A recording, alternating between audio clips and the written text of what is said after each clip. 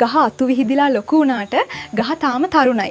බෙනේ තාම පොඩි. බෙනේ කූඩුවක් හදන්න එන්න. මැසේජ් එකක් දාන්න ඉන්බොක්ස්. අද උදේ මහත්තයා ඇහුවා බං රෑට අම්බ කිස්ස යමුද කියලා. What? එහෙනම් හොඳට නාලා කරලා ලැහැස්ති වෙලා හිටපන්. කිසිම දෙයක් බෑ. හැමදාම ආපු ගමන් මහන්සි කියනවා. එහෙම කියද්දි කලකිරෙනවා. මටත් දැනීම් තියෙනවනේ. අමාරුවෙන් ජග්ගි ටික වේල ගත්තේ. ඒ දවස් කිසිම අමුයෙන් හිටියේ. දිවදාල කලත්තල රසයිද බලන්න පුළුවන් කෙනෙක් කියන්න මගේ ටී එක. නෝනා වම්ටු ගහලා පලා ගන්නවද අට්ටු? නොදමකින් තොපේ කඩවල් වලට එනවට අපිට ගහන්න ඕනේ.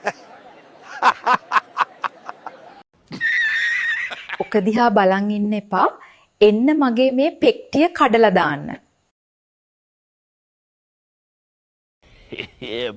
ලොකු දේවල් ඕන නෑ. අර දේවක් කරලා මාව පිස්සෙක් කරා නම් මට හොදටම ඇති. මාත් ආසයි තව ටිකක් මහත් වෙන්න. ඔර සුදු පාට ඒවා දෙන්න පුළුවන් කෙනෙක් මැසේජ් එකක් දාන්නකෝ. නම්බර් එක පළවෙනි කමෙන්ට් එකේ.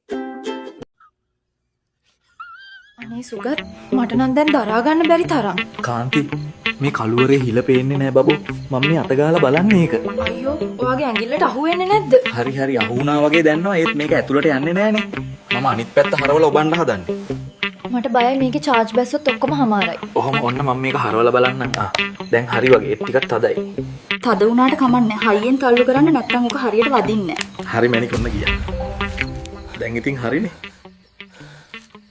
දැන් හරි. අන්න ලයිට් එක පත් වුණා. ඔයා හරියටම ඔබලා තියෙනවා. මේ කරුවලේ ෆෝන් එක charge එකට ගහනවා කියන්නේ යුද්ධයක් වගේ තමයි. කසුනෝ මිනිහා නැති අතරේ මොකද බං ඒ කාන්තිලා ගෙට රිග්ගලා ඉන්නේ. අනේ මන්ද බං සුබුණු. ඒකේ අපිටත් එන්න කියලා බලු වැඩේ කළේ. අය හෙටවත් එන්න. වල පන්නි පිටියේ හස්බන්ඩ් නම් රට ඉන්නේ. මම හොයන්නේ ටිකක් වැඩිමල් කෙනෙක්. අට්ටමෙන් කියයි. මේකගේ ගාය කොයිතරම් අප්පා සැප.